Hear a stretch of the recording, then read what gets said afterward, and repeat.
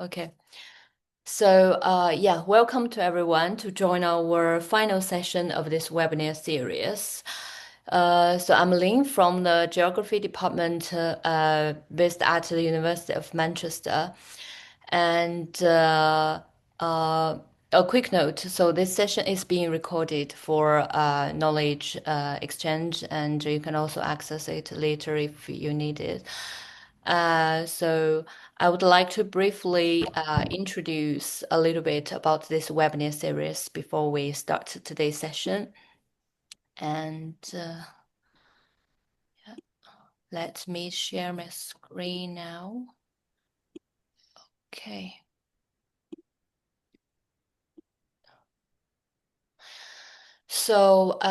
This year's Global Energy Justice Action Week just follows the tradition of which was called the International Energy Poverty Action Week, 2022 and 2023. So with a little gap, and this year we returned with this renewed theme, and it has been an inspiring week in previous days, from understanding the language we use relating to the energy justice to rethinking the structural barriers. And we explored everything also around the global north and the global south narratives to grounded lived experience and decolonial perspectives. Thank you all for staying with us. And today we will focus on everything around the future. So this year's webinar series is mainly supported by the Generate project based at the University of Manchester, and we also have amazing organization team with collaborators from all over the world. Here you can find their names and logos, and thank you to all of you. Um, Also, huge thanks to our 30 guest speakers from all over the world. This event won't be happen without your support. So finally, I would like to thank everybody for your participation. So I will stop here and hand over to our today's chair, Carlos. Carlos, the floor is yours. Thank you so much, Lynn, and welcome everybody to this closing session for the final day of the Global Energy Justice Action Week. So today's session, the full name of today's session, is Towards Just Energy Futures, Policy Narratives, Activism, and Solidarity. So it seems an appropriate way to close this week of events, since most of you will know that the concept of energy justice was born from activism, from civil society, until eventually it made its way to academia, where it was fleshed out and expanded, and finally made its way to policy and decision-making spaces, right? So right now we are kind of looking to the social places where the concept was born, not to recapitulate the past, but to look towards the future, towards what's the future of energy justice, um, in a context where other narratives like energy security and sovereignty are not only also gaining ground, but are maybe also being enmeshed with the concept of energy justice, right? So, with this context in mind, I'll introduce our panelists for this session in the order in which they will be speaking. So, with that in mind, I'll start with Axel Sutton. So Axel is a Mexican strategist, entrepreneur, and youth leader in the fields of energy transition, climate policy, and sustainable development. He directs high-impact initiatives such as Youth for Energy, a regional platform that empowers young professionals across Latin America and collaborates actively in international energy diplomacy spaces, including the Latin American Energy Organization, the International Energy Agency, and the Renewable Energy Network for the 21st Century, as well as the international climate negotiations, the COPs, right? So he's also involved in public policy design in Yucatan, while leading private ventures in strategic consulting, sustainable tourism, environmental conservation, and youth capacity building. So welcome, Axel, to this session. Next in line is Lucy Midlemis. I hope I didn't mispronounce your last name. So Professor Lucy Midlemis is a professor of environment and society at the University of Leeds, specializing in sustainable consumption, energy poverty, sustainable communities, net zero, and retrofit. She co-leads the Priestley Just Transition theme and the leads Relational Energy Group, promoting research at the intersection of climate justice and fair energy futures. With extensive experience in sustainability research and leadership, she is recognized as a key figure in energy poverty scholarship in the UK and globally. Um, Up next, is Carla Sedano. Welcome, Carla. Nice to see you again. So, Carla Sedano, Dr. Carla Sedano Villavicencio is a multidisciplinary academic and leader in the field of social demand of energy, innovation, and sustainability with a gender perspective. She holds a doctorate in engineering and applied sciences and has further graduate studies in genomic medicine and computer science. She was president of the National Association of Solar Energy in Mexico, secretary and associate of the Morelos Academy of Social Sciences and Humanities, and since February of 2023, she has been head of Innovation and Futures Lab of the Institute of Renewable Energies at UNAM. Last February, she was appointed head of strategic innovation at said institute. And finally, we have Paz Araya Jofre, who is a doctoral candidate at the International Research Institute on Transformation of Human Environment Systems of the Humboldt University of Berlin, member of the Energy Poverty Network in Chile, member of the Hub of Transdisciplinary Systemic Studies, and the Ecofeminist Network for Energy Transition, also in Chile. She has a master's degree in energy economics and a bachelor's degree in mechanical engineering. For 12 years, Paz worked on studies on energy efficiency policies, energy education strategies, and prospective support to decision makers for sustainable energy policies in Chile. Today, she continues to collaborate with backgrounds and inputs for the public debate on issues of energy poverty and just energy transition and the right to energy. Paz also has experience in energy-related communication projects for children and the general public, giving talks and workshops on sustainable energy. She is currently finishing her PhD project, Warmth Care, Negotiations with Indoor Thermal Environment in Southern Chile, where she explores the practices and dynamics of confrontation, navigation, adaptation, transformation, and resignation to inhabited low-temperature houses. So, welcome all to this session. We have a very stellar cast to close this event. So, with that being said, I now give the floor to Axel, who will open the session. So, Axel, the floor is yours. If you want to project your own screen. If not, I think Lynn will be happy to project your slides for you. Thank you very much, Carlos. Yeah, I will share my screen. Just give me a minute and I will put them. And thank you. Thanks a lot for the invite. Hello to everyone. It's an honor to be here with you. Let me share. Yeah, I think it's done. Perfect. I will put on full screen. Yes, we can see your screen. Thank you.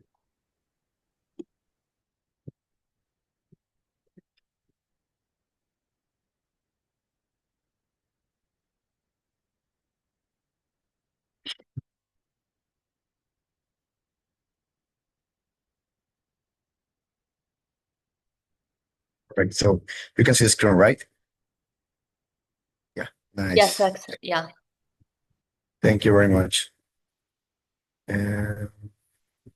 So, thanks everyone for joining me in this session today. I want to explore what it truly means to build just energy futures, not only in terms of technology, but in terms of power, ethics, and the collective imagination that shapes global transitions. I will speak from experience working across Latin America as president and founder of Youth for Energy, and as the regional focal point for the G7 Youth Constituency.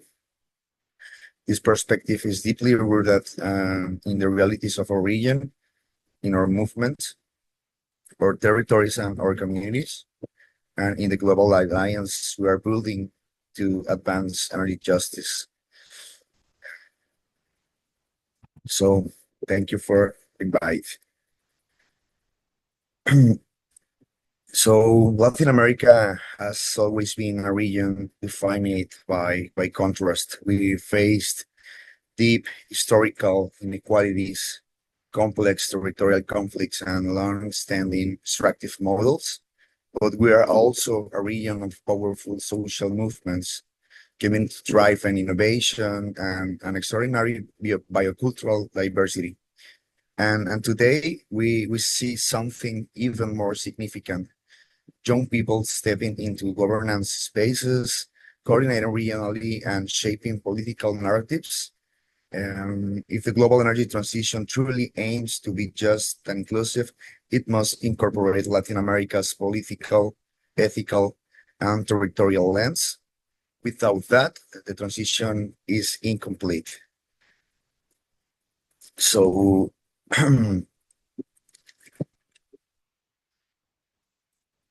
when I speak about regional perspective, I speak from active work happening across Latin America.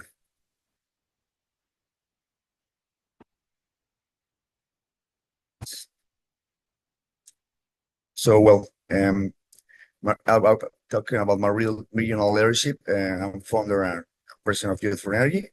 That is an initiative that is working with young energy leaders from different countries of Latin America. Um, as a regional focal point of the UNMGCY SDGs and Youth Constituency, and we work with capacity building. We work with different um, organizations and young leaders from the region.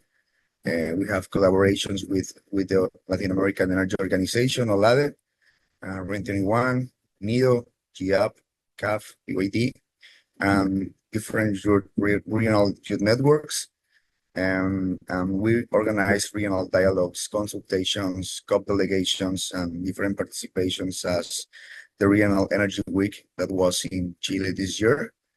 And we ensure that your youth are not just participating, and we are shaping regional energy governance. And so what a just energy future means for Latin America. First one, within revitalizing power, decentralization, community governance, and a real participation. Second, redistributing benefits, for example, affordable energy, decent jobs, and inclusive opportunities. Recognizing territories as intercultural perspective and protection of land and water. And of course, the historical repair that is avoiding new sacrifice zones and correcting the past injustice. We think that a just energy transition is not technical, as I said.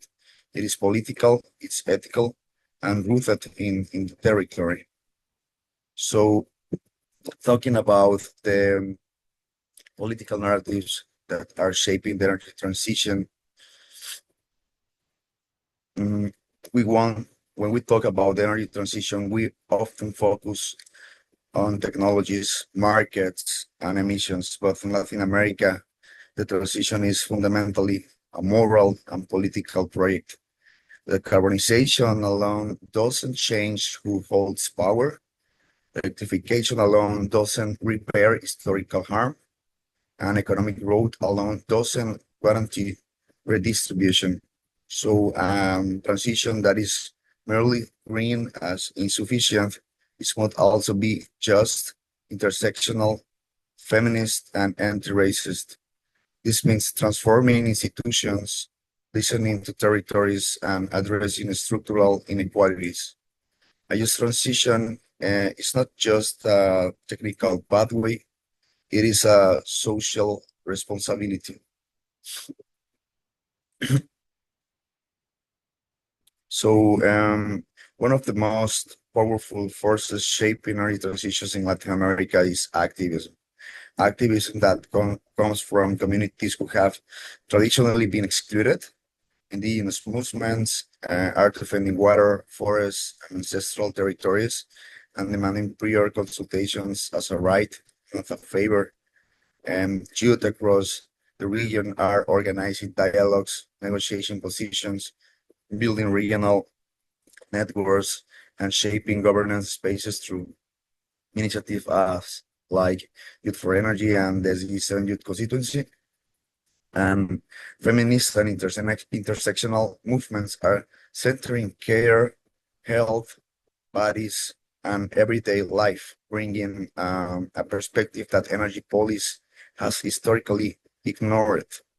And these actors are defining who gets to decide. They are transforming the energy landscape from the ground up.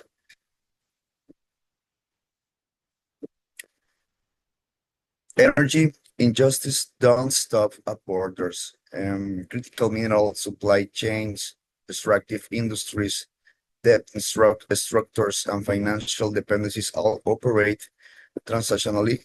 For this reason, a response must also be transactional. And the South-South alliance between Latin America, Africa, and Asia are creating new frameworks for justice, innovation, and shared learning. Regional and global networks increase our political leverage. So when we find the negotiation of power, youth, indigenous, and community movements are building cross-border cooperation that challenge global power structures. Um, Transactional, the solidarity is not an idealistic dream. I think it's more like a strategic necessity for the systemic change that we need right now. In Youth for Energy, we're building the largest youth-driven energy ecosystem in the region. We're focused on justice, capacity building, and political influence. Right now, we're ready to launch the Youth for Energy Champions program that is training emerging leaders across Latin America. We're developing an agenda on just transitions, energy rights, and territorial governance. We're creating the Youth for Energy Justice Observatory to map inequalities and support territorial monitoring. And during this year, we designed different caravans that start from different parts of Latin America and cross the countries to arrive to COP30 this year.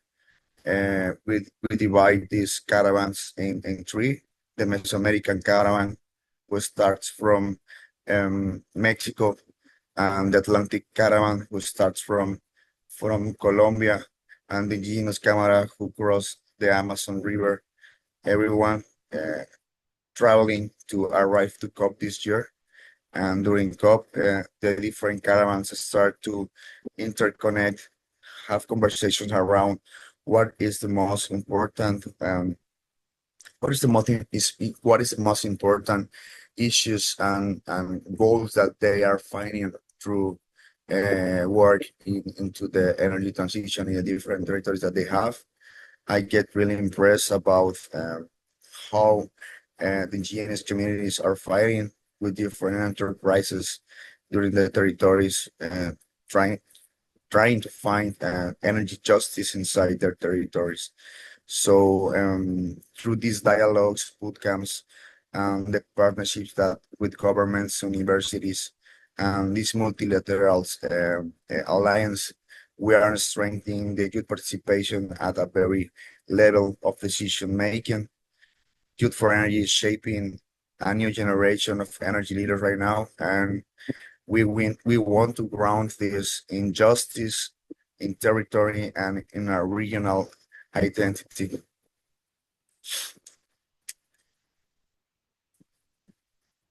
So the constituency that is like the human official channel for youth on energy. You are strengthening the youth representation in global processes and making a region a coordinated political actor in the global energy agenda.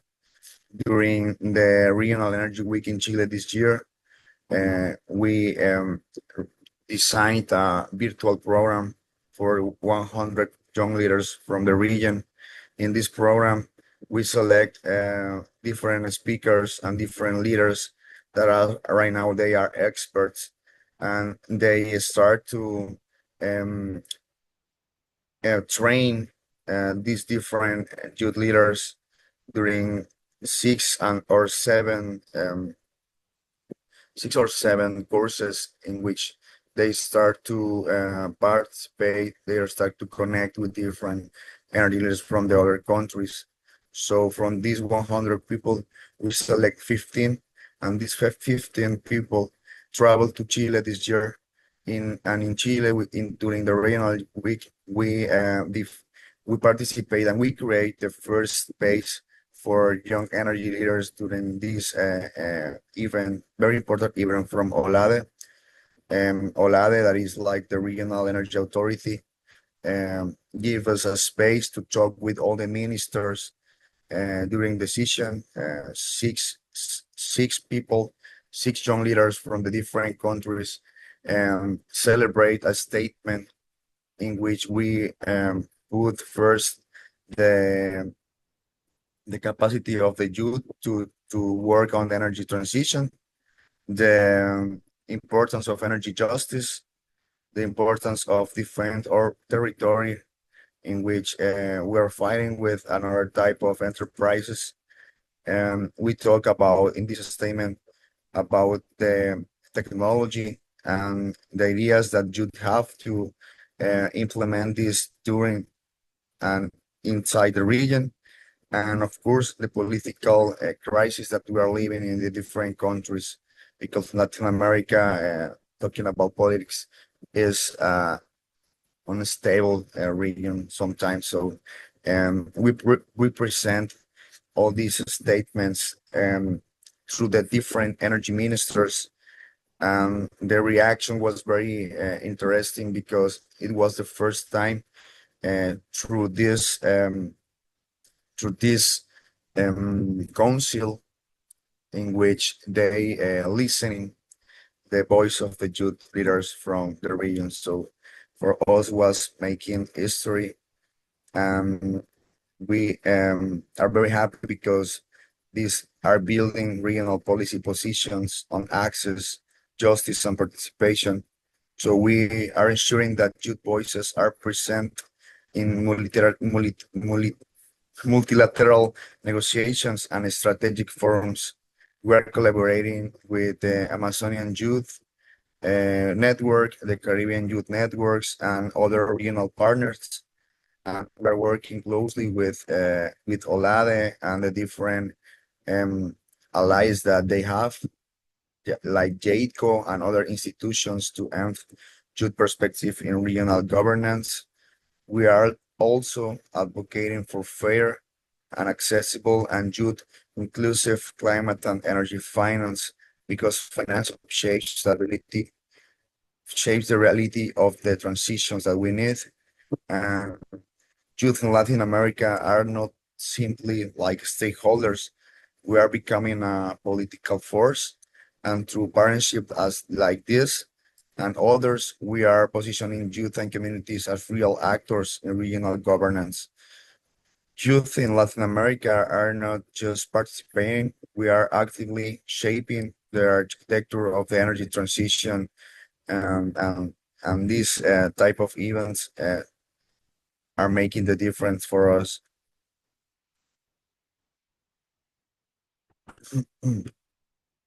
Sorry. Yeah, thank you. Sorry. I make an error here. Thanks. Well, to move toward a just energy future, Latin America needs a shared regional strategy, one that connects knowledge, power, governance, and people. And there are four pathways that I believe are essential.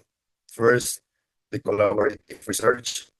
We need the colonial methodologies, territorial mapping, and youth-led observatories that reflect the realities of our communities. Second, joint political advocacy, regional declarations, unified positions, and coordinated demands for fair climate and energy finance give us of collective power. Third, the capacity building and training, and we must prepare young people with the technical and political skills needed to enter and transform the energy sector. And four, transnational movement building, connecting youth, communities, academia, governments, and multilateral institutions that strengthen the Sud-Sud cooperation. And of course, a just transition is not built by isolated actors, it is built by ecosystems.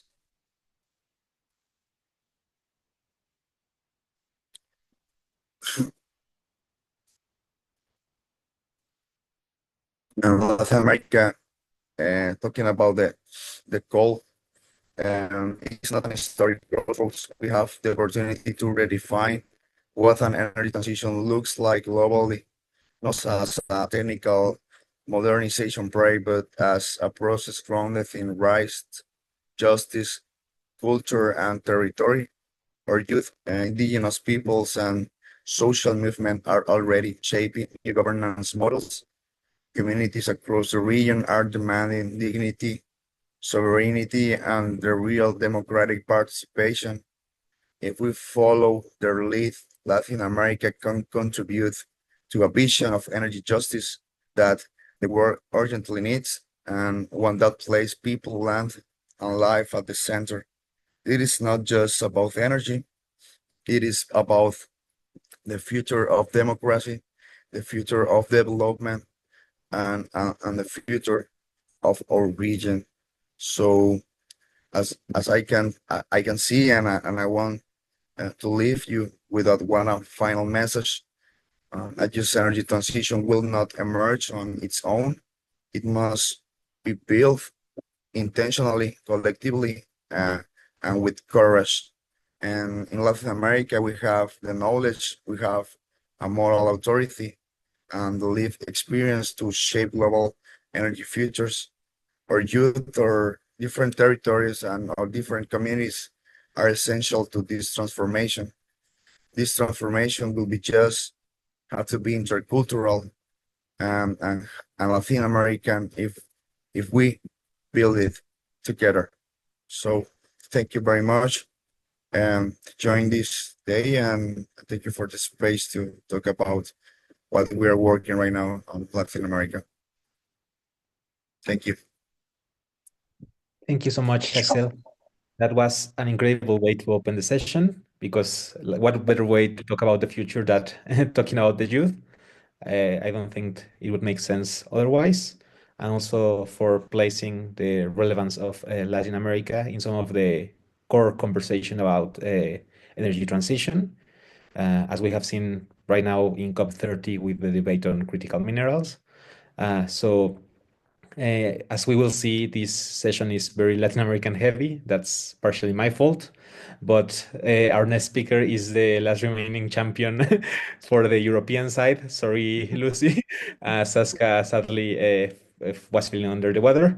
But Lucy here, I think, will make justice for the European side. So, Lucy, with that being said, I leave the floor to you. So go ahead. Thank you. I assume you can see my slides.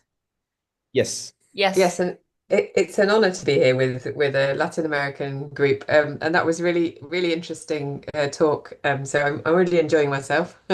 I think there are lots of overlaps actually in terms of what I will talk about. So hopefully you will be able to see them, and the points that Axel made about solidarity were very powerful, I think, and we can link that into what's going on in the UK. So today I'm talking about collaborative work, mainly the book that you can see on screen, which we published this year with Bristol University Press, and which is co-authored with my colleague Carolyn Snell at the University of York. So you can sort of imagine that she's here.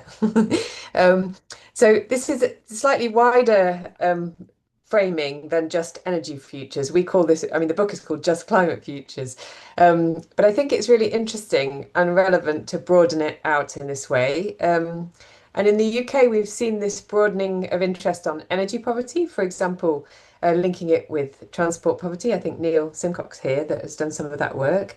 Here we're sort of going one step further than that and linking it to the whole programme of climate policy in the UK, which is called Net Zero. So in the book, we look at net zero policy in the UK, touching on many areas of everyday life. And for me, this represents a programme of work which if it comes about, will really transform our society.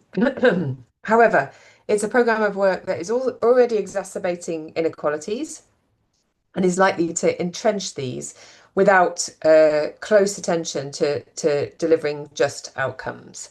So we argue in the book that integrating social inclusion, which is about justice, into net zero is critical to its success. And in the current political climate in the UK, where there's a lot of opposition to climate policy, um, particularly from the right, being able to back up justice claims associated with climate policy is becoming more important. And I think this is partly one of the things that we wrote the book in response to. So just a minute. That's a funny order. I wasn't expecting it that way around. Sorry, I'm going to go for this slide first. As researchers in this team, we were just a minute. We before I get into the book in detail, I just wanted to credit the origins of the book. Most of what I'm talking about today is from a project which was led by Emily Morrison, who is listed here. And there were lots of inputs from the larger team of names that you can see here. Carolyn and I wrote the book, but the others are all important to that project. And then the second project that's relevant here is this new initiative I'm part of called the Just Centre, Joined Up Sustainability Transformation Centre, which partly builds on the work written about in the book. And we only started that work this year, so I won't be talking about that as much, but I just wanted to start the whole thing by saying this is a team endeavour. So as researchers expert in poverty and energy poverty and in environmental justice, we started this work that resulted in our book with a specific rationale. We recognised that just as in the context of energy poverty, some socioeconomic groups and demographic groups will be disproportionately burdened in the transition to net zero. Specifically, that families on low incomes, in poor housing, and with poor access to services are at risk. These families are spatially patterned, and as such, the impact of a transition will vary regionally in the UK, with particular concerns about Yorkshire and the north of England. And in recognising all of this, we realised that net zero, the climate policy agenda, will have diverse, unequal, and complex effects. And we wanted to find out how can we turn this transition into a socially inclusive one, a more just net zero transition, effectively. So where did we start in thinking about just climate futures and net zero? This research built on many years of work on energy poverty, environmental justice, in which we've collectively established clear understandings about how people live in the everyday and what that means about their responses to policy. The key difference when thinking about net zero policy is the sheer breadth of change anticipated here, which touches on many parts of everyday life and which is designed and implemented by multiple government departments. So in the first part of our book, we characterise the areas of life in which people will face changes and what the change will look like. And you can see a summary of that in the table. Don't worry about the details for now. We did this by looking at the scenarios for net zero produced by academics, policymakers, and a citizens' assembly. And the table represents a summary of all of those kind of visions, using our more accessible terminology about the areas of life which will be affected. So the detail, as I've said, is not what you need to look into right now, but I just want to make a few points about this by pulling out some of the things in the table. So firstly, from the household perspective, the planned change is really broad because we expect to see changes across all of these areas of life that we characterise here. So where we live, where we go, what we do for work, what we eat, what we do for fun, what we spend our money on. These areas of life are also really interlinked. So where you live links with what you do for work and where you go. So that's sort of the fact that they are so connected means that net zero has the potential to have really huge social consequences. In fact, we think it's a transformative social program that reaches into much of people's everyday life, which means it will affect different people really differently according to the way they currently live their lives, but also according to their needs for different services, their location in relation to opportunities for work and fun, their caring responsibilities. All of these different things are going to be important to think about in terms of planning this transition. So, in the project, and one of the contributions of the book, really, which is fully explained there, is to bring social exclusion thinking into conversation with net zero futures. And here we're drawing really closely on this piece of work by Levitas et al. Called the Bristol Social Exclusion Matrix. There's a reference on the slide there. We modified it slightly for the specific policy context of net zero. So the matrix basically argues that social exclusion is shaped by three elements: people's access to resources, their ability to participate fully in society, and their quality of life outcomes. And we really like this framework because we think it paints a really rich picture of the range of resources people need access to. You can see listed here. It's not just about having enough money, it's also about being appropriately supported by state services and also by other people socially. These resources are patterned, which is worth noting because what that means is that particular types of people are more likely to be on low incomes, for example, or more likely to have poor access to services. And knowing that is really important for how we address these things. This way of thinking also centres participation as a key element of social inclusion, both showing that different forms of participation are important, but also the philosophy here is that people's ability to participate is really important to them being included. So that might mean, for example, if someone can't fill a social role as a carer in a new society, a decarbonised society, that means they're not able to fully participate in society, and that means that transition has not been successful. This is not something we talk about very much, I think, in this field. And then finally, quality of life makes us think about the kinds of outcomes that people need to reach as a part of this transformative area of social policy.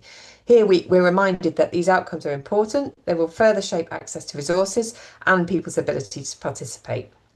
And before I move on, I just wanted to say that as part of the Just Centre that I mentioned, my colleagues at Leeds are working on a measurement of neighbourhood readiness for net zero, which takes each of these parts of the Bristol Social Exclusion Matrix into account. So we're going to measure political participation, access to material resources, health and well-being, across all of these items in order to get a sense of where communities are at. So, what have we learnt in writing this book? I'm going to spend the next few slides talking about some of the key insights that came from bringing together this social exclusion lens with a policy on net zero.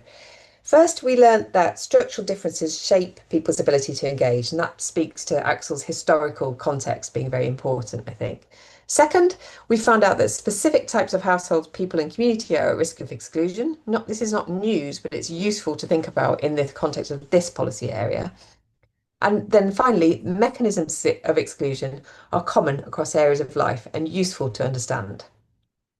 So to the first point, the structural differences between households, communities and individuals will shape people's ability to engage. Not everyone will be able to approach this change in the same way. Specifically, what we found here is that not everyone has the money or the ability to borrow money to make some of these changes. Access to public and social infrastructure also shape engagement. We know that sociologically that some people's social networks are stronger than others. So we would have concerns here for single men, people displaced from family, those kinds of people. And then finally, citizen disempowerment is really problematic in this space because we can, in the politics of the right in the UK at the moment, I think we can really see this. When you don't feel you have access to decision making, you can quickly feel excluded from any kind of policy. And to elaborate a bit further on some of those points, first, with regards to income, we've got loads of evidence that shows how people access resources differently. For example, here, my colleague Anne Owen plotted the present impacts of the areas of life we identified in the work that we did from a carbon perspective. So these are carbon footprints of different areas of life across income deciles in the UK. So the graph characterises consumption patterns in the sense that the carbon footprint data is to some extent about how much of a resource is used, although there is an efficiency factor in there that also moderates that. The key insights here, I think, are one, that the distribution of carbon footprint across income deciles is really uneven. Poor households have lower carbon footprints because they have less opportunity to consume. This is a really well-known pattern in the environmental social sciences. Two, that some elements are less distinctively different. So if you look at the blue segment along the bottom, where we live doesn't vary very much across the income deciles. And that means that while across the income deciles, people are facing similar problems and similar challenges in decarbonising, those on the lowest incomes are going to be the least able to act. So we need to recognise that now and support them in change through net zero. Another element I had on my list there was around access to public and social infrastructure. And this is another example here from some empirical work we did on the topic in Leeds and Newcastle, where we got a sense of an eroding social infrastructure after austerity, with public amenities closing or reducing hours. And you can see here it says library reduced hours makes it difficult to access. Swimming pools closed recently, have to travel further. That feeling of things really shutting down was very difficult. And briefly, the third example is about social support. I talked about single men being particularly at risk here. This is another snapshot into our empirical work where someone tells us about the way their community supports environmental action after the COVID pandemic. So they say this community, they say, I think one of the good things about COVID is the community that I'm part of now on our street is much tighter and more supportive. A lot of recycling between the streets. You know, if someone's getting rid of something, now we'll put it on the WhatsApp group. So can anyone make use of this before it goes to the charity shop or to landfill? So that this community where this kind of mutual support exists is more resilient in the face of change, but not everybody lives in this kind of community in the UK. The second key insight was around types of household, people and community that are at risk. And here we find that households that are financially worse off, that can't make changes at home, and people who are long-term unemployed or underemployed are particularly at risk. Also, in terms of places, we find that isolated, remote communities, communities with no room for low carbon infrastructure, disenfranchised communities are also risky places. And the idea of the example I give you is from an isolated community, but ironically, an isolated community in the inner city, where this participant talks about her need to keep a car in Leeds, the city that I live in. So she says, when you come from a deprived estate and you're living on the breadline, obviously I feel my resistance to give up our car. If I did give up the car, it would significantly have a massive impact on our children's, basically what we can do for them. Things like being able to participate in sports club, in after school club. The fact that these things aren't on your doorstep and you do need to be able to go toddle about to give them life skills and opportunities.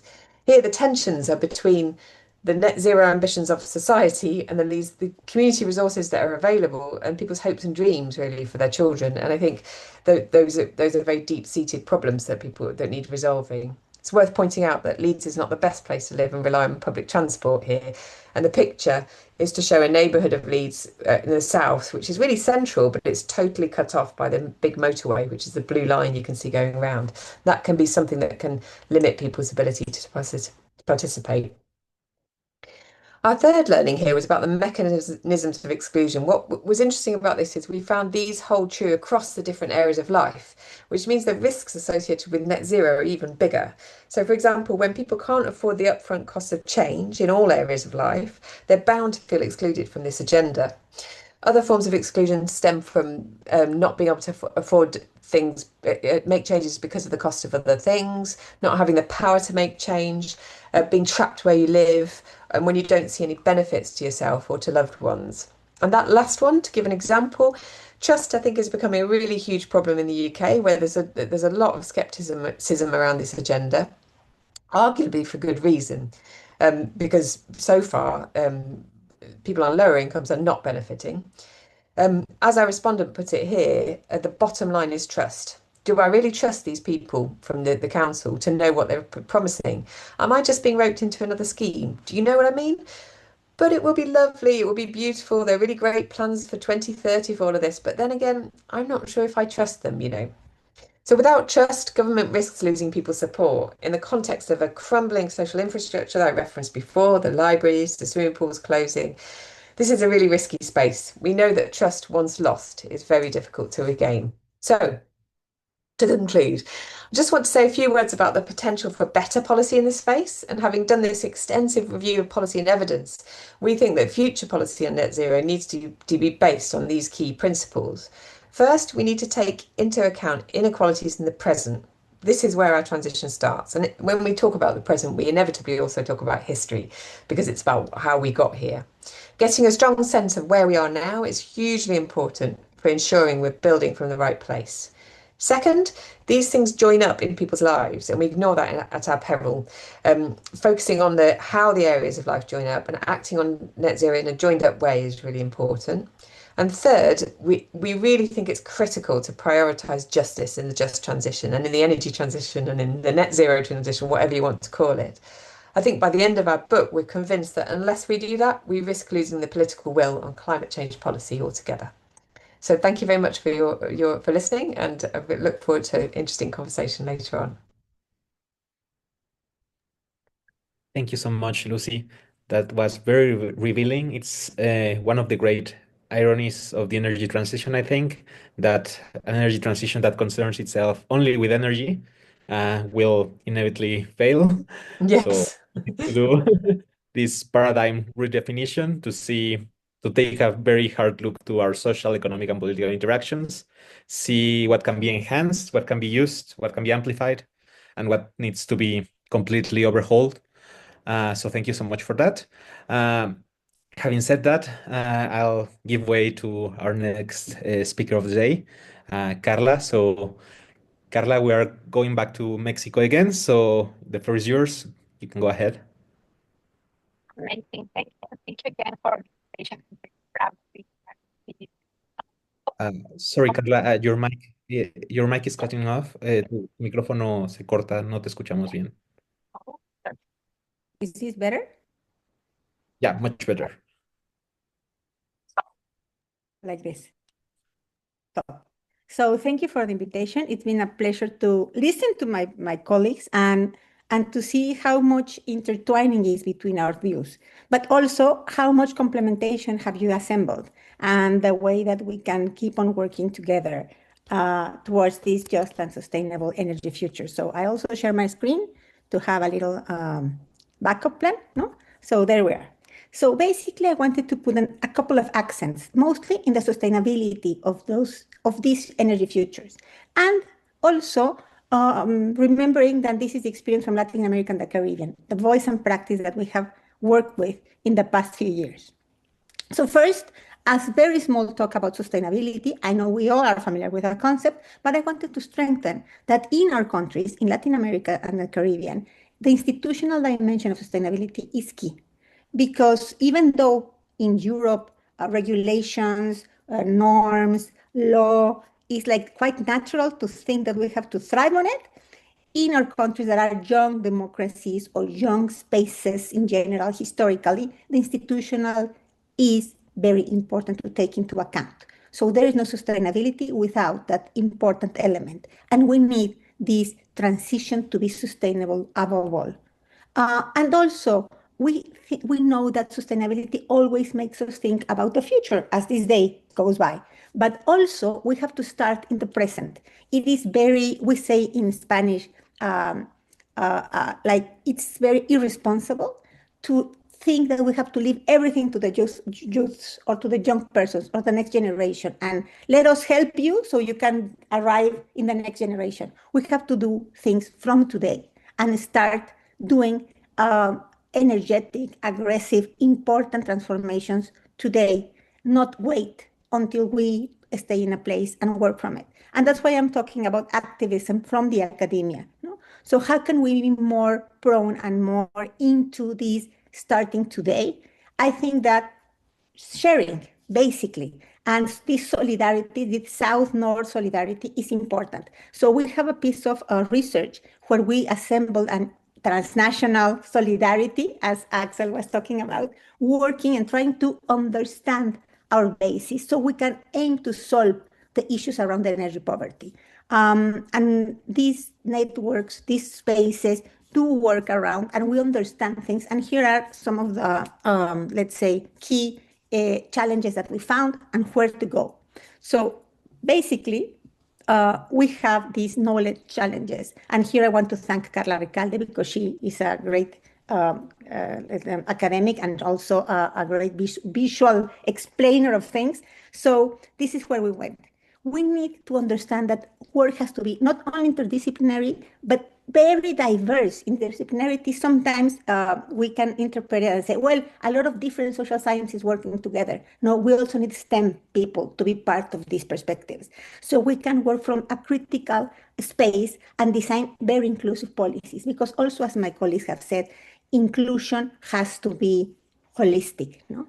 Also, in-depth qualitative research is needed so we can get a better understanding of the practices, the norms, the needs, and the ethos of the communities in general of this very diverse landscape that we live in. But we have to immerse in qualitative, and as a STEM person, understand the rationale behind qualitative and superficiality of quantitative spaces and quantitative research. We have to embed both because they are both enrich what we're trying to understand. And data. I mean, data is always an issue. I've heard people from the global north shaming their data and saying that they don't have good data.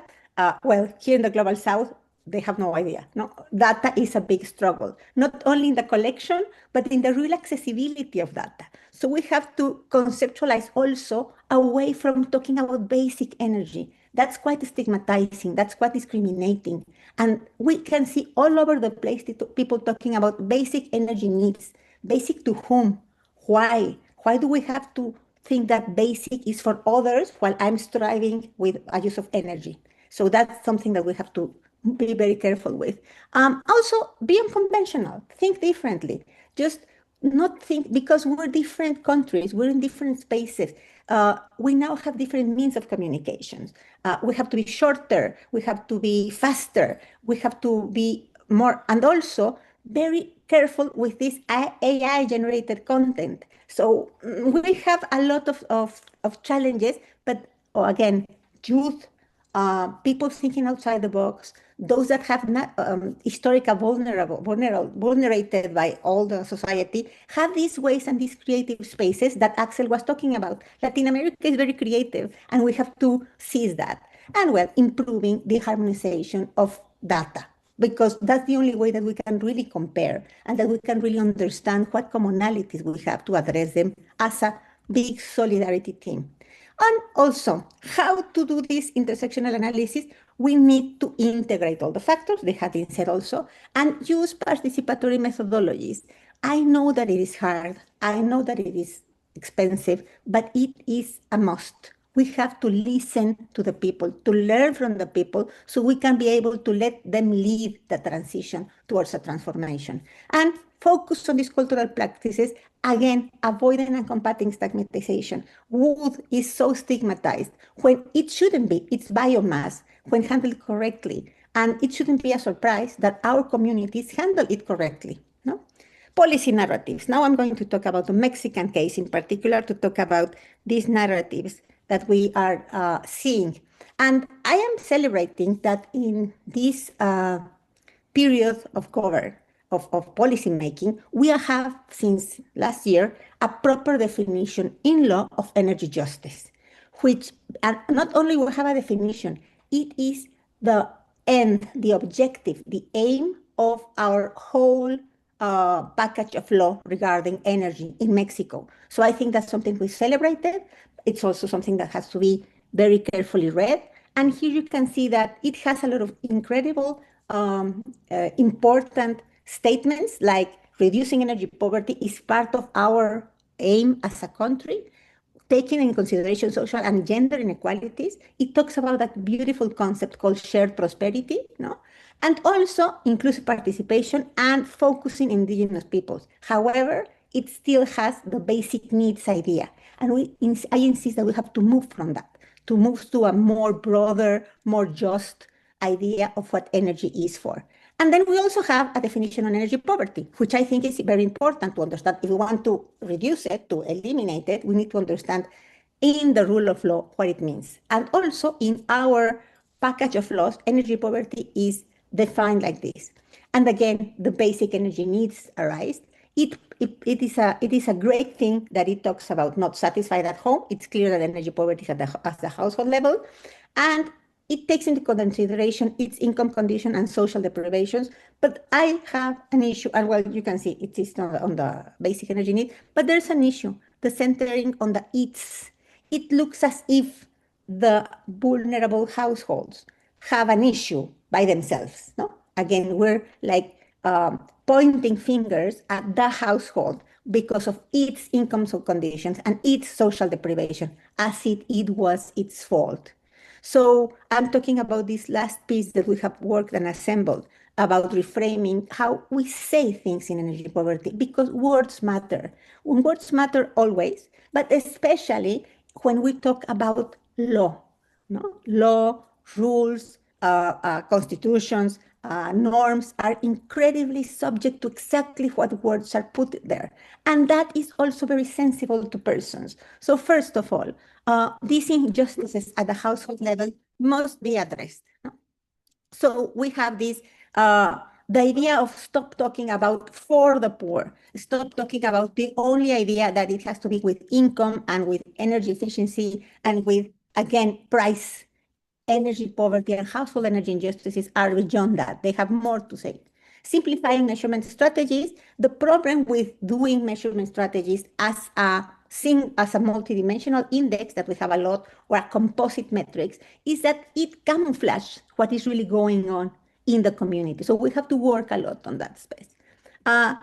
We have to do, as I said previously, we have to be more centered with the human capabilities. We have to do participatory work. And those ideas of assessment of the energy injustices at a household level need to go through participatory teams. And again, I understand the complexity, not only as an academic, a person, but also as an advisor of public policy, but this has to be done, because that's the only way that we can put a face and the story to what energy poverty, what energy injustices are about. So this is talking about the future. There are some projects that are working on that, and we have learned a lot from these ideas.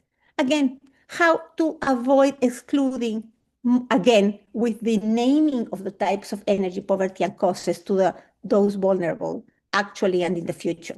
Well, stop this us versus them mentality is one of the key things. And also, we have in all our countries a lot of issues with direct connections or informal connections to the electrical grid, for example, as you can see.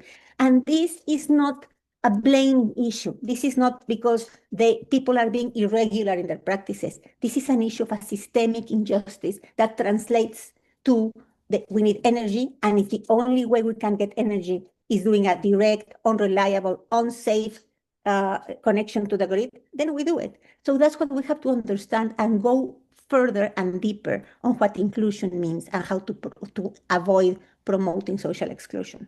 And finally, how to medicalize the condition. It is not a symptom that we have to address only. It's not, we have this issue on the energy, so let's put a Band-Aid and try to cover it. We have to understand the profound issues around the whole energy system and its injustices.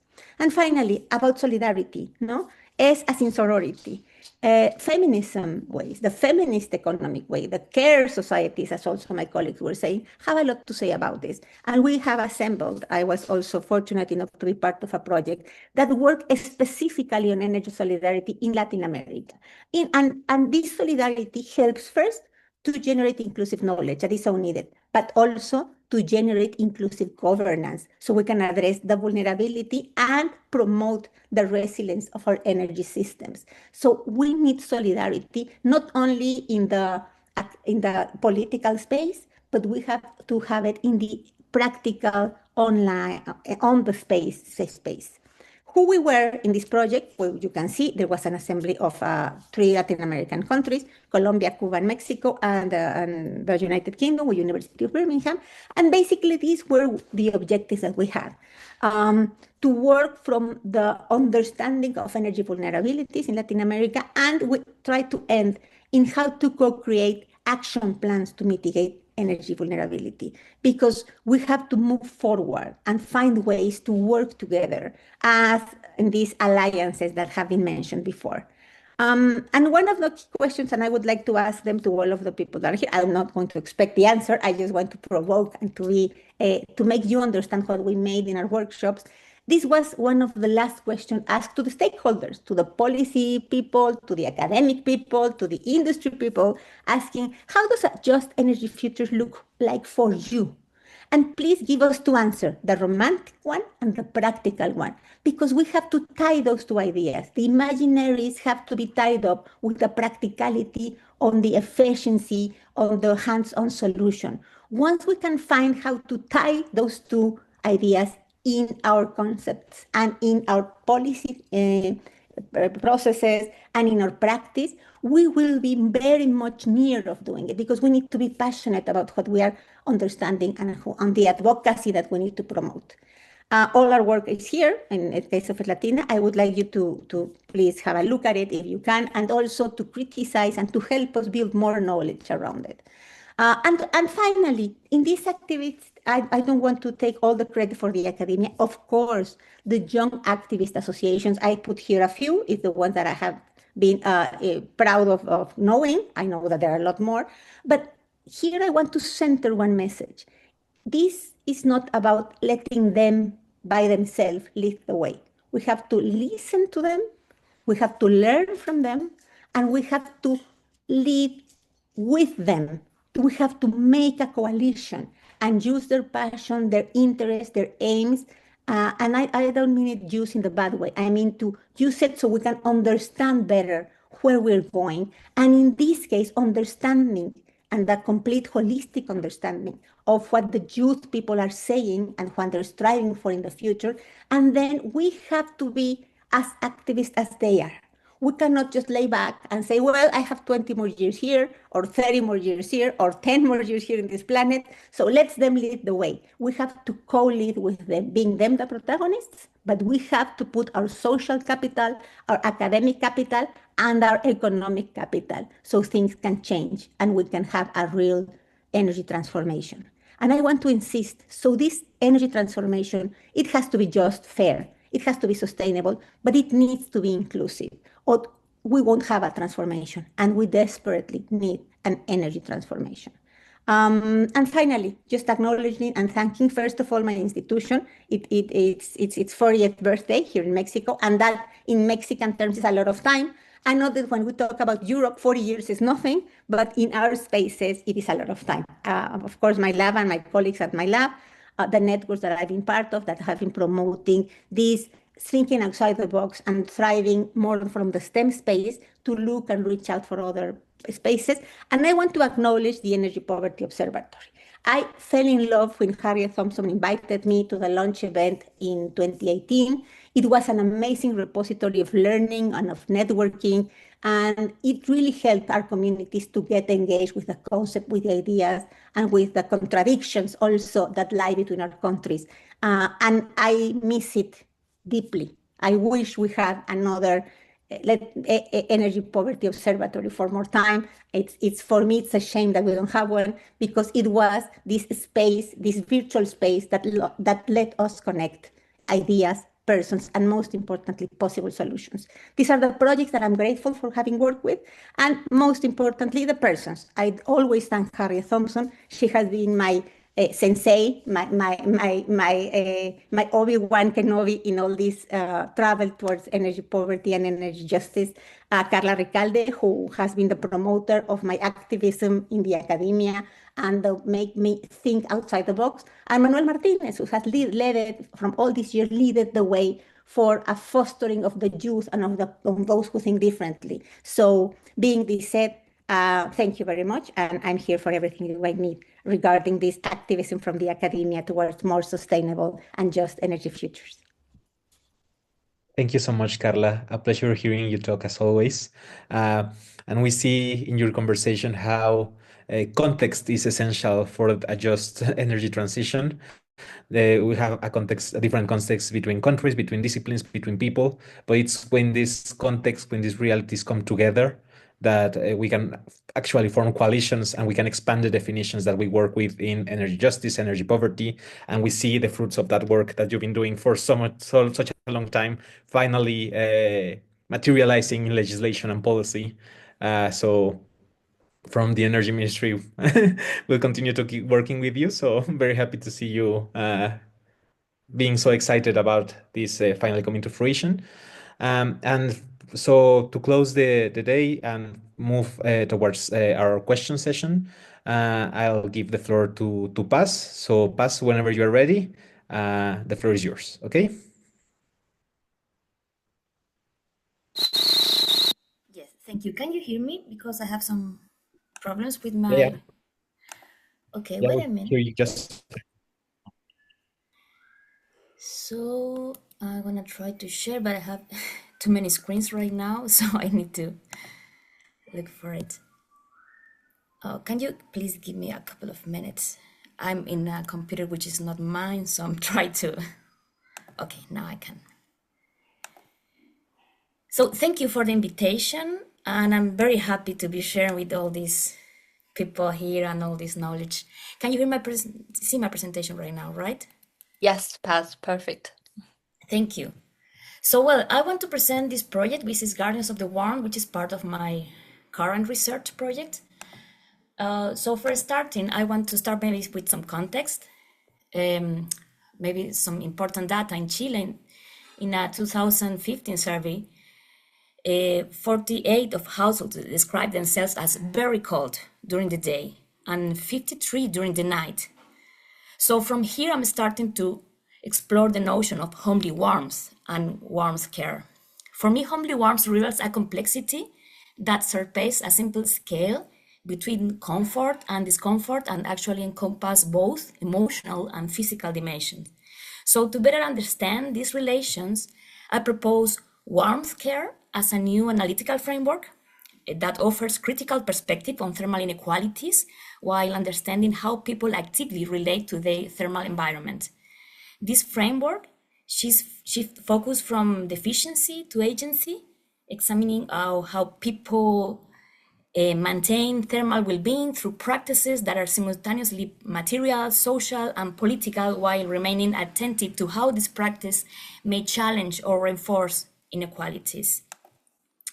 This approach addresses a fundamental tension identified in the literature: how to recognize both the material urgency of thermal needs and the complex relational work through which people respond to these needs. So while care remains as a human practice, its effects extend beyond human boundaries, creating networks of relationality that reflects heat's ability to transcend physical boundary and create territories beyond immediate spatial and temporal confines. So I use the term warmth care as care for the energy flow, but also as care for living beings, of course. So it operates simultaneously across three domains: as work, physical and cognitive labor of maintaining warmth in the bodies, in the spaces, in the houses; as affect, the emotional and sensory experiences that shape relationships with the thermal environment; and as ethics, moral negotiations about responsibilities and social justice. So, as part of my project, I organized these café conversatorios named Guardians of the Warmth, Guardianas del Calor. They took place during May of 2023 in 4 cities of La Araucanía region in Chile. The invitation to this conversation read: "We invite you to share, talk, and learn how to keep our homes warm."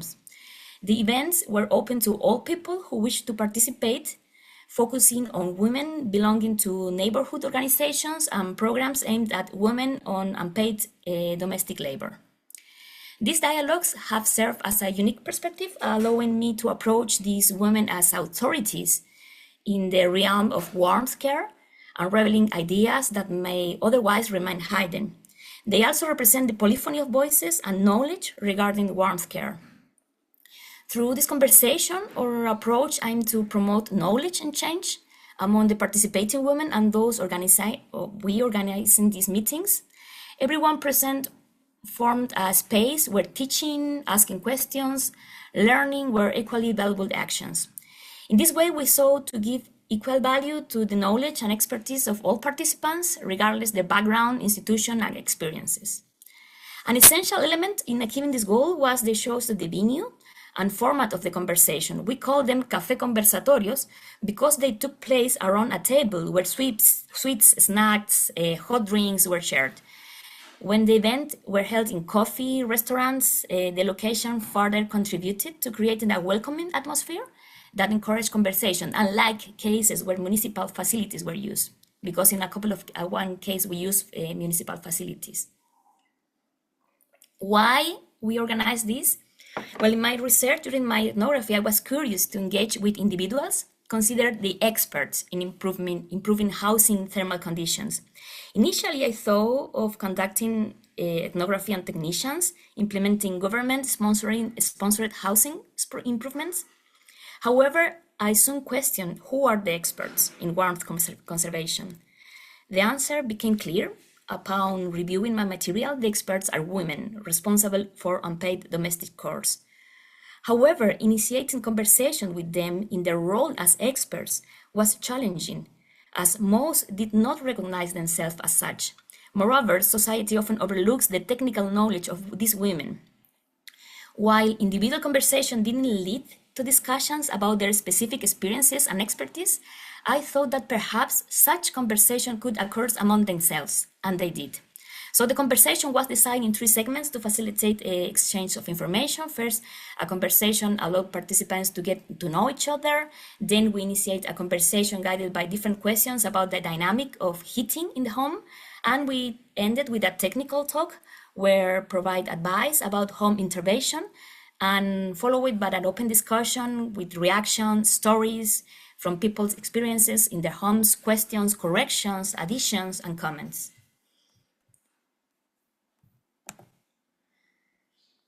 So I want to share some vignettes about what people say during this conversation. For example, Marcela says, we've been taking our time, adding more insulation bit by bit. For example, fiberglass, filter paper, and if we have it foam, so that it stays nicely insulated to keep the warmth. Now we have a slightly bigger house, so we got to dress her up so she keeps us warm, you know? Some neighbors were throwing away the foam, and I asked them for it. I'd like, why throw it away if it works just fine for insulation? Can you give it to me? And they say, but it looks ugly, but I cover it up. I put a little clothing on it, and it looks great. We put on the foam, the filter paper, the fiberglass, and then comes the other panel. So, who are the guardians of the warmth? Sorry. Okay. The conversation about home-like warmth, calor de hogar, are based on a dual interpretation of this term. On one hand, the warmth of the home refers to a cozy space inhabited with pleasure by the people who inhabit it and visit it. On the other hand, it relates to a space whose temperature is acceptable for its inhabitants, especially during the colder seasons. These two interpretations are intrinsically related and mutually influence each other. Caring for the physical warmth of the homes is essential to maintain the warm and comfortable environment. However, in situations of energy poverty, this task becomes a responsibility with a high demand for resources, time, and mental burden. Pressures arise from multiple circumstances. Homes with deficient thermal insulation conditions causing a constant loss of heat, or budget constraints allocated to home heating. Heating expenses are often postponed to prioritize other more relevant needs as food, health, education. So caring for warmth involves a continuous attention to the constant development of skills, responsiveness to improve habitability of conditions at home. God dress the house up so she keeps us warm, says Marcela. The responsibility is taken usually by women to provide a welcoming space for those who live and visit the home. Those caring for warmth acquire specific technical knowledge from their experience and inquire in these circumstances. At the same time, they bear the mental burden of formulating strategies that include decisions about clothing, heating dynamics, improvement on housing infrastructure. So these strategies also address lighting, aesthetics, attention, hospitality towards those who use the place. Caring for warmth is sustained in the same structures and dynamics as other care tasks. On one hand, they are the product of an economic system that relied on the visible and unpaid care labor, which falls mainly on women. When these responsibilities are not distributed equally, they can affect the mental health of those who assume them, causing anxiety, distress, social material conditions when social and material conditions do not allow them for achieving this goal. But this can also be detrimental of self-care of the health of women carrying this mission. But on the other hand, mutual care reflects principles of solidarity, resistance, autonomy, and creativity, which are part of building a more just societies. Solidarity is associated with the constant attention to the common well-being, both personal and of those surrounding those who take care of the responsibility of the warmth. This attention often extends beyond the human realm, including other beings and the natural environment. Precariousness is not faced passively. In the contrary, actions related for caring of warmth often constitute acts of resistance against individualism, consumerism, and lack of support. Many women refuse to accept the conditions imposed by homes of inefficient quality to ensure the well-being of those they care for. They strain their autonomy, the search of alternatives, and beyond those offered by the market institutions. This feeling becomes evident when they proudly express their fire management skills or their construction knowledge. I want to share other one. Heidi says, my house became cozy because I was looking for all the means to fill those gaps. And in the end, we end up covering them with whatever we could find. Then you start giving your house a certain vibe, so it feels welcoming, you know? I think we all use our wits to get by, in one way or another, and it's always the woman who figures out how to make the house cozy. Ones use intelligence, skills, and everything. We all have a lot of history with our homes because we are from old houses. We come from these types of material, these types of homes. I think 70% have recycled, whether it's from Tetra Pak boxes, foams, egg cartons, all of that is recyclable. So what are the scopes of this care? Care responsibilities and scope are negotiated at different scales through fundamental questions. Who cares and who is cared for? And whose thermal needs matter? Based largely on conversations, this analysis reveals how care structures impose disproportionate burdens of feminized bodies who respond with expanded thermoception towards everything under their care, whilst paradoxically often denying their own thermal needs and self-care. So this material demonstrates how they develop this greater attention through family first, from early morning until the end of the day, taking care of the health and well-being of the family members involved maintaining comfortable temperatures. This implies keeping the temperature of the spaces and make up the home, attending the warmth of each person, providing proper food and drinks to cope with low temperatures.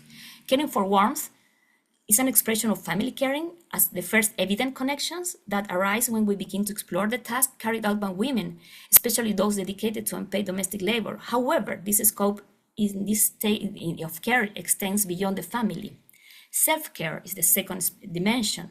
Self-care is not always valued in a society that perpetuates stereotypes of housewives sacrificing their own well-being to provide others with what they need to live. Narratives of self-care are diverse and represent different ways of addressing this dimension. Self-care driven by well-being and autonomy manifests in various narratives. Some live it from the perspective of valuing their own health, but others from resignation and shame, as it were an unnecessary privilege, and others from resilience and sacrifice to others. Each story highlights internal conflicts about that account for dilemmas that persist in society. These different narratives about self-care and autonomy remind us the need to challenge stereotypes around unpaid domestic work. But also there is caring for friends. Through their friends, many women recognize themselves, sharing with those facing similar challenges in their daily life, while recognizing differences in needs and abilities is also a fundamental experience for those who care for warmth.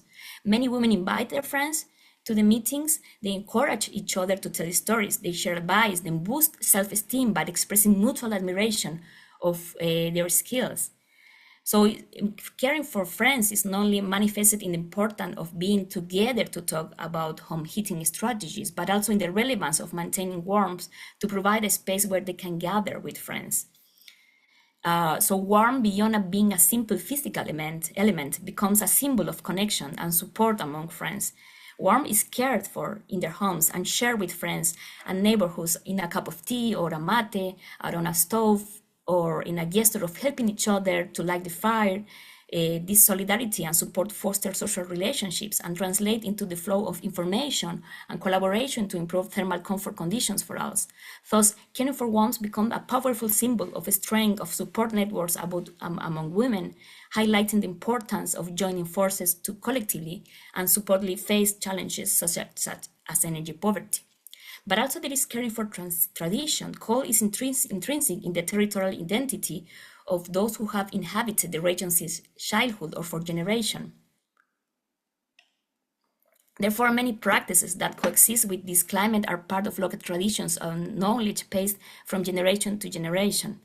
And finally, we have caring for territory and environment. It's common among women who perform caregiving tasks for the scope of this care to extend beyond their home limits, expressing concerns regarding territories, communities, the environment. They use recycled materials, they reuse the waste, not only allows them to address the problem of heat loss in their homes, but also demonstrates their expressed desire to reduce amounts of waste and concern about natural resources like firewood.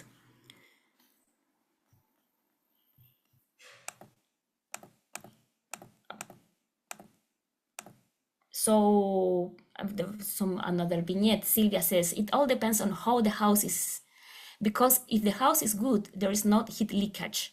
That's the most important thing. And then the warmth stays. I built that house there. I took care for that. For example, to make sure no air gets in, only if you open the window and the doors.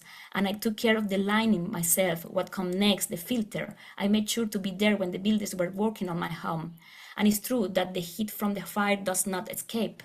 It all depends on the surroundings of the house, that there are no leaks. You have to pay attention to where the doors go and everything because of draft. That also cools the house. So about the expertise, the conversation focuses on housing strategies organized from the most superficial and everyday interventions, which do not require expert knowledge, to the more complex and expensive ones that do require expert knowledge. Through the conversations and mutual responses, this organization allowed them to become aware of their expertise in this subject. Many participants have carried out this installation by themselves. In the discussion, people tend to share information about hardware stores, brands, prices, evaluation of their solutions. In cases where they feel more disoriented about how to solve problems, they listen attentively to the solutions. Whenever a woman has a specific knowledge to share, everyone listens in silence and later praises and thanks for the information. The same happens with innovative solutions, from exploration in stores and different materials and conversations. Expert knowledge in the construction fields is often associated with male expertise. Sometimes they feel intimidated by it. In one of the discussions, there was an extensive conversation with high technical knowledge comparing properties of different construction materials, problems with the vulcanite, the linoleum, new thermal reinforcements of zinc panels, the appearance of the plywood, etc. So my final vignette that I want to share. Angela says, my house is good because I built it with thermal insulation. I added insulation of 50 in the sides, a fiberglass in the attic, sealed it with silicone, put guards on the corner, and asked the builders to close all the leaks inside, outside, and under the frames. That's why I don't have any issues. It's because my parents' house had none of that. Those old country houses where we spent our whole lives with cold, wind, and rain. For my son, I had to look for everything within reach to provide him with a suitable place. Because he has a caudal regression, he can't withstand freezing temperatures. I couldn't apply for the subsidy because I didn't meet the requirements, so I had to go and build. I had to search and go everywhere to see what would work for me. Sometimes more economical but effective. That's how I got to know all the hardware stores around here. So just as a final reflection, I hope I'm fine with the time. The women participating in the conversation listened to each other and discovered their expertise on knowledge. Many, initially claiming little knowledge, found themselves proficient and specialized in construction topics as they exchanged experiences. Their knowledge results from years of dealing with various interventions in their homes. So caring for warmth is a highly collaborative and collective effort among women who share knowledge and strategies, strengthening bonds and support and mutual admiration. During discussions, the transmission of knowledge evokes emotional reactions and admiration, giving positive general evaluations as how witty she is when someone shares recommendation. Identify others' specific knowledge prompts an interest in exploring their issues raised, asking for more details, of sharing additional advice to develop good practice at home. Having networks in their community and trust in their representatives is crucial. Mutual support regarding warmth care revolves practical matters in domestic tasks and extend to support networks outside the home, enabling people to face adverse situations like deception attempts within the firewood market and infrastructure improvement. I just want to finish this sharing the code. If you want to download the book, there is that book, Guardianas del Calor, is in Spanish, but for those here speaking Spanish, you can download the book here, or also you can Google it, Guardianas del Calor. So thank you. Thank you so much, Paz. I think this is a case study that kind of grounds some of the things that Carla, Lucy, and Axel had said in maybe a more broad way. But particularly, I think it delves deeper into what Carla was saying about how we talk about people that are vulnerable or that suffer, that experience energy poverty or some other injustice within the energy sector, that they just don't suffer passively, but that they are agents that have expertise, that have knowledge that can be used to solve the very condition they suffer. Um, and also that we can talk about these topics beyond mere survival, in this case, with a focus on care. So thank you so much for that presentation, Paz. It was a very good way to close the round of presentations for this session. And with that being said, I think Axel had to leave because he had a flight today, but we still have Lucy, Carla, and Paz for any questions from the audience. And if not, I have some questions of my own, so don't worry. So yes, go ahead for anyone that has some questions for the panelists.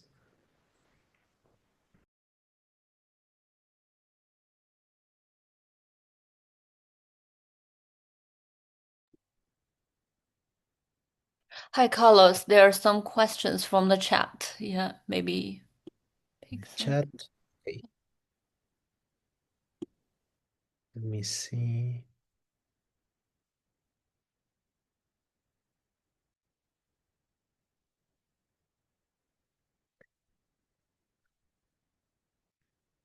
Well, I don't know how far back do you want me to go, but the first one was from Neil Simcock, who I think Lucy sort of already answered, but he was asking, I wonder, are there examples of net zero initiatives, even if not labeled net zero, actually improving social inclusion? So Lucy has kind of provided an answer in the chat, but if you want to expand, Lucy, and Carla and Paz, if you want to provide some examples of net zero, climate policy, energy policy, that has helped improving social inclusions in the context of Mexico, Chile, or otherwise in any other country that you choose, you feel free to expand on that question. So I don't know who of the three wants to go first. Maybe if Lucy wants to expand on that question. Yeah, thank you. My my text response was that we've just done a review of this as part of our Just Centre work, and that really there we're focusing on the north of England because that's our empirical focus. But at the same time, there are some really great examples from other places, I think, as well. And it's been quite a positive experience because actually you can get can just feel a bit depressed in this in this area of work for many reasons. One of them being that somebody, I think it might have been Axel at the start, talked about the technocratic vision of energy transition. It gets a bit boring after a while to be always confronted with this, and what we've done instead is to go out and look for initiatives in the community, led by government, also led by businesses that are really trying to bring together justice and climate goals.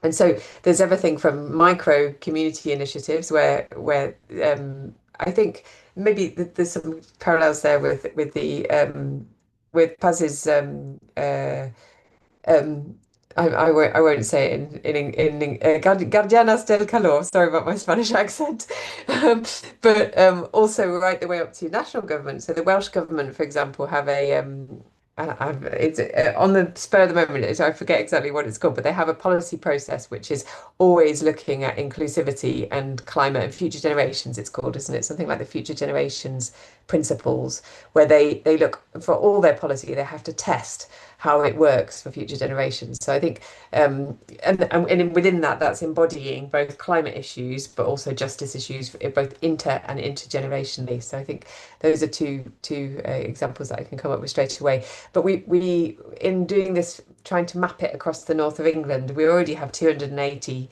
examples in our database, and we're growing it still. So I think it's eventually we're going to publish that as well, the full database, and then it's a heartening reminder that there's a huge amount of work going on in that space between justice and climate or energy.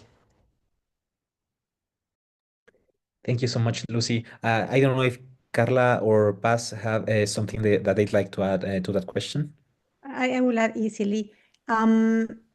Not really. I think that that's the most honest question. I mean, we're trying to, there are a lot of initiatives, but either they exclude more socially, because that happens sometimes when you try to do something that is almost maybe not net zero, but to diminish energy poverty. But we have not embedded the concept of net zero as a policy issue yet. Maybe in this space, in this new framework, I think that we're talking about decarbonization, but especially we have to acknowledge that in rural communities, decarbonization has another way of looking at, because wood biomass is a very important resource.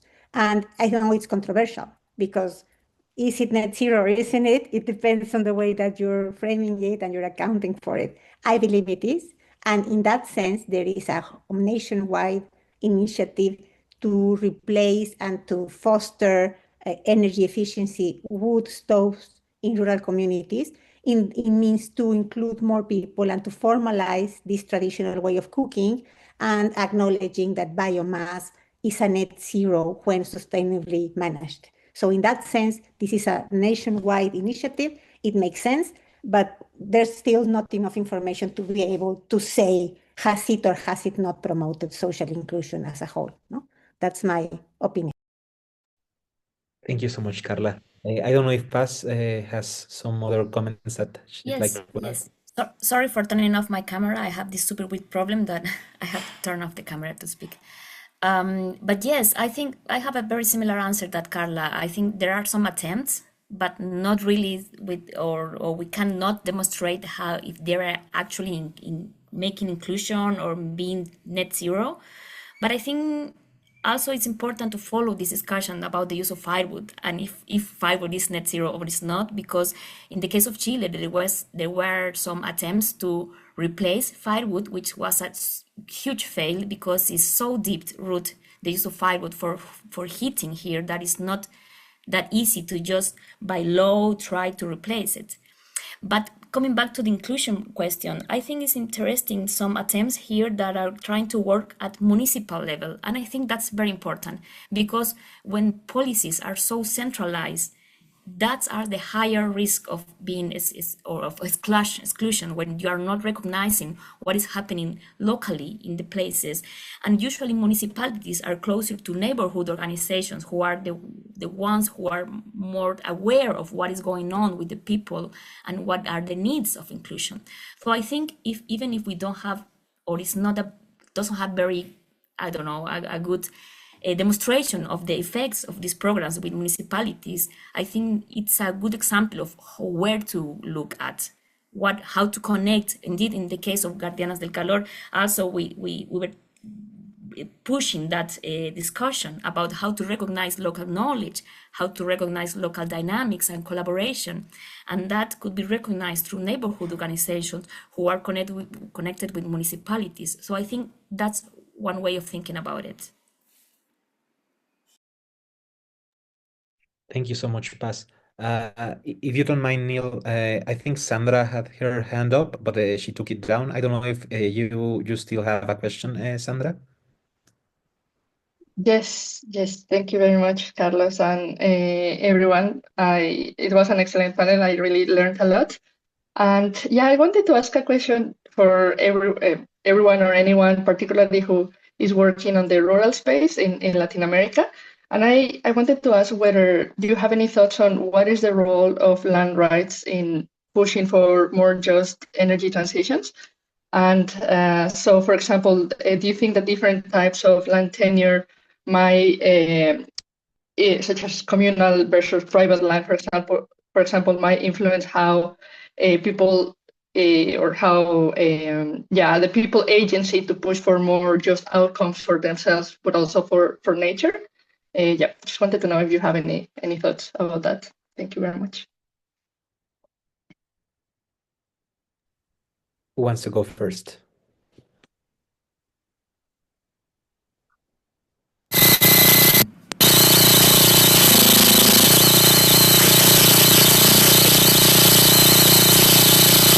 Sorry, Pat. Let me just mute. Yes, sorry. Now I can. I forgot to Yes. turn off the camera. Yes.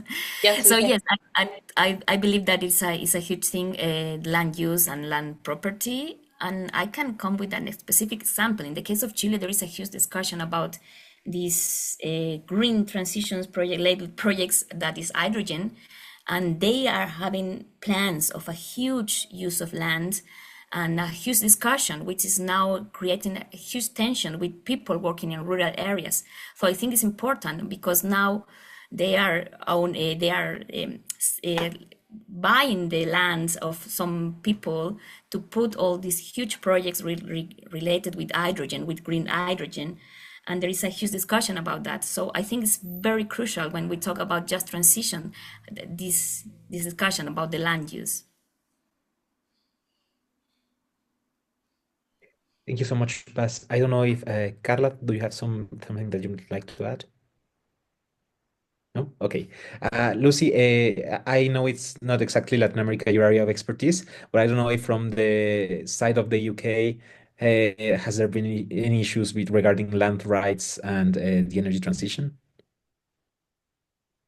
Yes, but I don't know whether I'm expert and I don't know enough to talk about them in the sense that it's a very specific issue around like in Scotland there's a lot of problems with very few landowners, but so kind of old effectively old money landowners, and then tensions over the introduction of wind into those kinds of communities, because often it is so that it's to the benefit of the landowner, maybe to urban dwellers who can use cheap energy, but not so much to the rural communities themselves. But that's all I can say. I could probably find some examples of writing on this if people are interested. I Thank you think very if everyone's okay with it, I can add a little bit to your question, Sandra. much.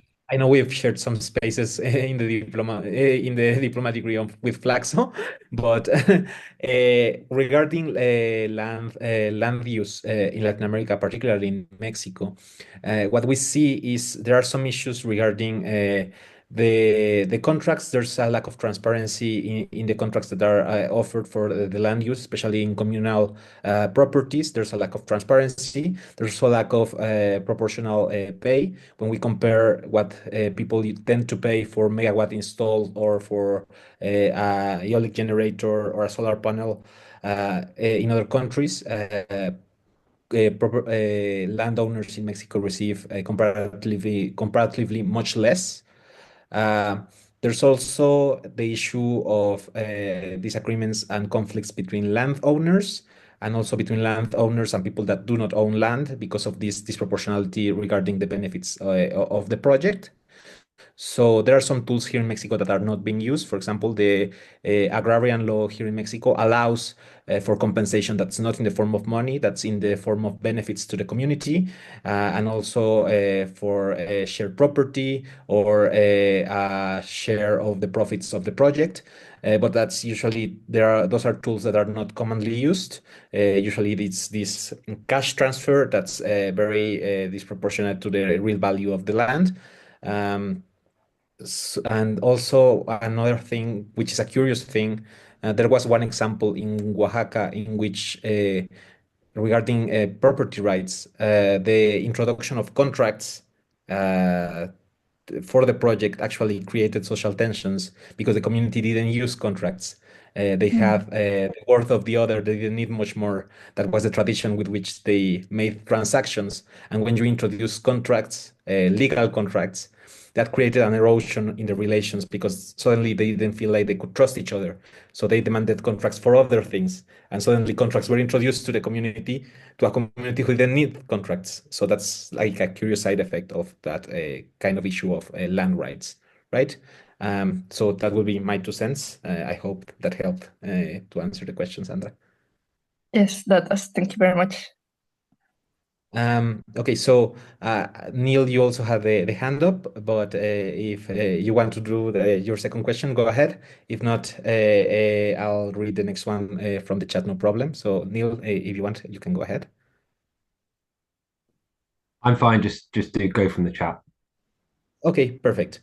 So the next question in the chat is from Dr. Rosie Pradhan. It's a bit extensive, so I'll read it out. So she says, while it's definitely so insightful to learn the issues of energy poverty in the global north, my ground experience of energy poverty in Nepal is slightly different. My research in this region of the globe shows that people have internalized the impact and they are showing multiple indigenous coping mechanisms that is being practiced since generation. Even when it's extremely cold and homes are not insulated, electrical appliances do not naturally come to people's minds as a solution.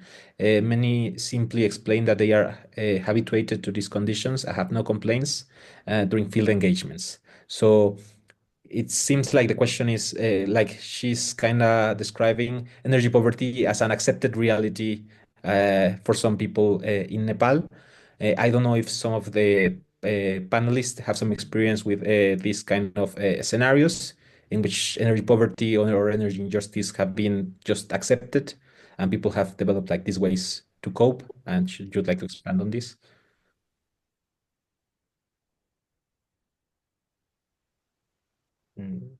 Carla, I don't know if you...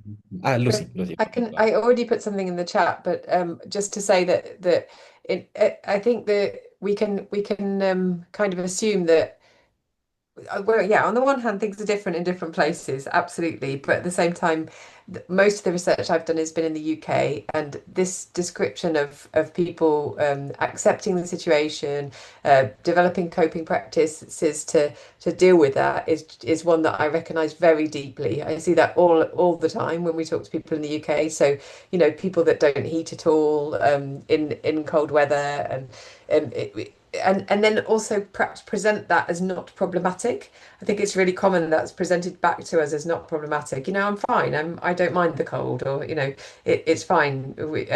But then you know, maybe there's mold in the house and maybe there's unhealthy living conditions. So that's something that I see really often. I think people could sometimes. I've just finished a project, an EU funded project with 6 different countries, and some of the countries looked at us and they look at us because we're a rich country and they think that we're unlikely to have poverty problems. But the reality is we're not a very equal country, and as a result, we do have people that live in absolute poverty, and sometimes we come across them in our energy poverty research. Thank you so much, Lucy. Paz, do you want to expand? Yes, I would love, well, I maybe I should try to be brief because my whole project is about that. It's about how people is aware about energy poverty and how they deal with it. But my final reflection about from my experience is that it is accepted, but it also is transformed at the same time and in different times of the way. It's a very dynamic situation. So that's why I'm talking about transformation, adaptation, resignation, and navigation, and all of this is happening at the same time. Sometimes of the day, people just resign to the conditions and say, okay, I can't deal with it. But in other times of the same day, people can say, no, I want to transform my home. I want to transform the situation. So I think it's not that simple to say, okay, this is not acknowledged, or is accepted or not accepted. It's quite dynamic, and it's so many things happening at the same time. That's why I feel that it's important to acknowledge about all this dynamic of care regarding energy poverty, how care has so many tensions between something that could be a burden, but at the same time could be a very productive space of new narratives, of new things, of solidarity and resistance at the same time that is a burden. So I think it's important to take a look at energy poverty from the perspective of caring. Thank you so much, Paz. That's very insightful. It's not an static state. So, Carla, I don't know if you have any other remarks that you'd like to make. No? It's okay? Okay, perfect. The next question that we have in the chat, it's from Androniki Papatanasi, who says, looking 10 to 15 years ahead, if we accept that today's levels of energy poverty reflect political and regulatory choices rather than inevitabilities, what specific decisions do you believe governments and regulators must take in the next 5 years to move towards an energy just system? And if those decisions are not taken, who should be held accountable? That's important, accountability. So, Carla, you already have your hand up, so right ahead. Yeah, I think that we have to, as governments, the way that projects are evaluated is key.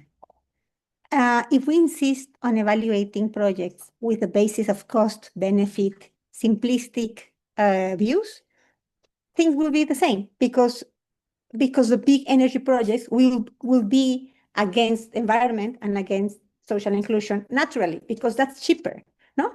Even though we add externalities, those formulas of externalities or those manifestos de impacto social or social impact manifest are always flawed. They're not enough. They just advise the policy. You have to translate that in the evaluation equation. So I think that the most important, if there was one advice that I would love governments to internalize, is change the metrics, change the whole idea behind what type of project must be done in a space. And it is not as complicated as it used to be. AI and this massive computer power that we have makes any type of calculation super easy.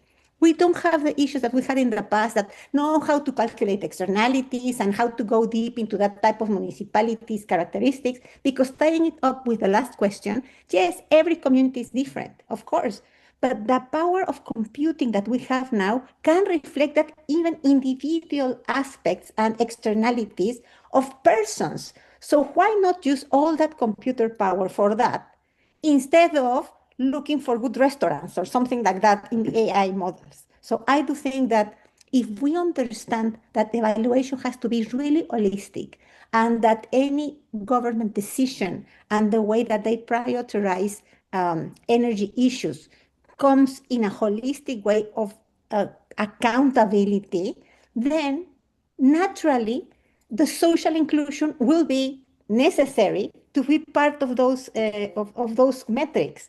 But we have to change the way we think.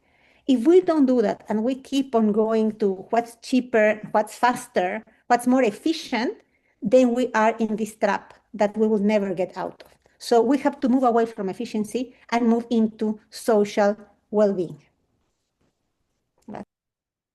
Thank you so much, Carla. Paz, I believe you had your hand up first. Yes, thank you.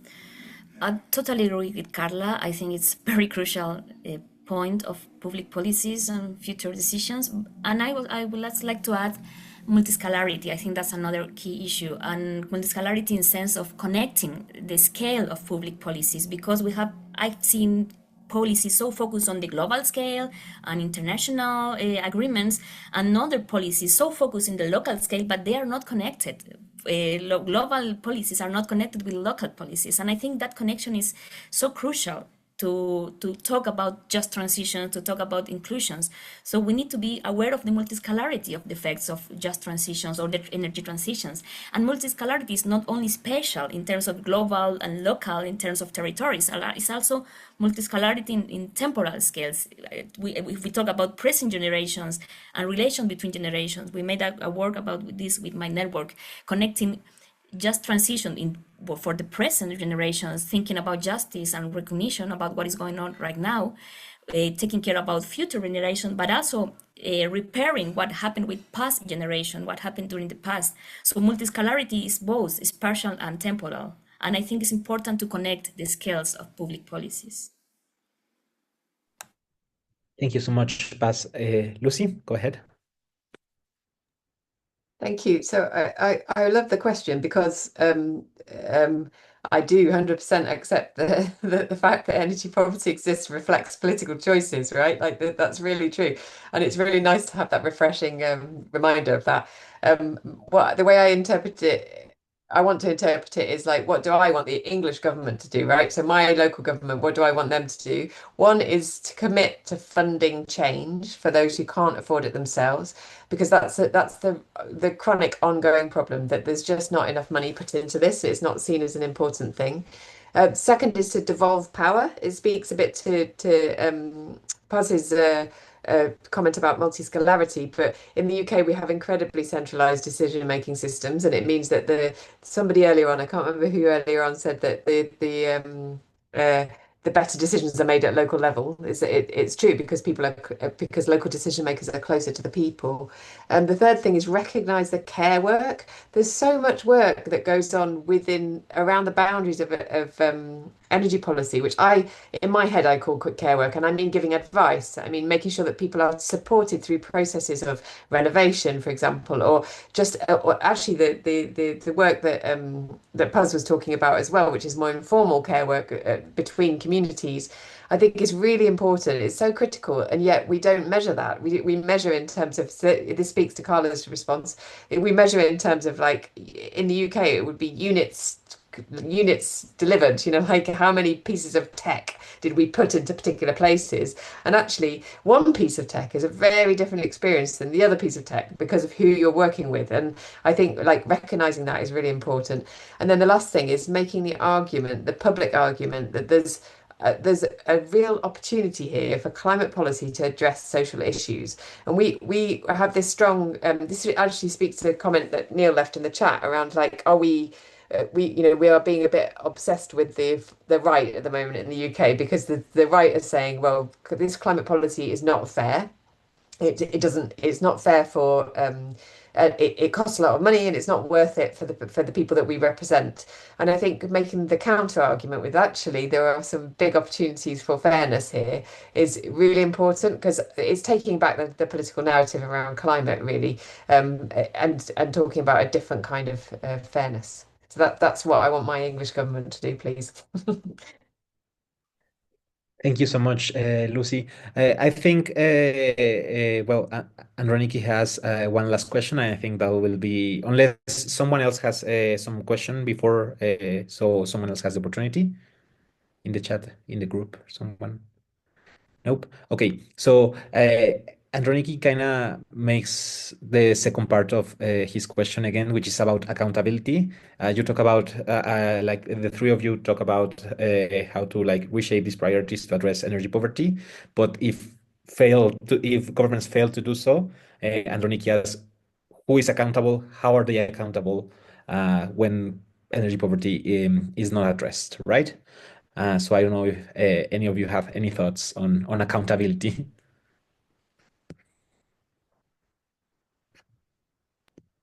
I think it's a very complicated question. I will be quite fast.